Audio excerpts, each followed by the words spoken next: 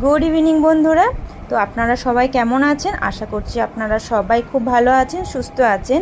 তো আজ যেহেতু রাধা অষ্টমী, তো বাড়িতে ছোট্ট করে একটু পুজো দেওয়া হয়েছিল। বড়মশাই সকালবেলাতেই পুজো দিয়ে দিয়েছিল। আর এদিকে দেখো আমার রিসোনা, দুষ্টামির তো কোনো শেষ থাকে না, ভীষণই দুষ্টামি করে।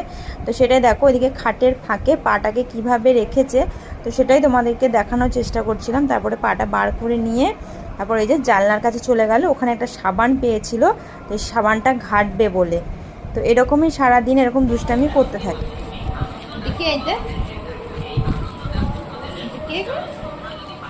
বাবা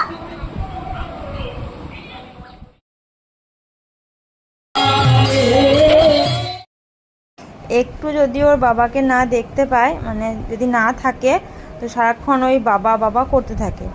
তো যাই হোক, এদিকে দেখো আমাদের এখানে রাধাষ্টমী উপলক্ষে আমাদের এখানে যে পুরাতন আঁকড়া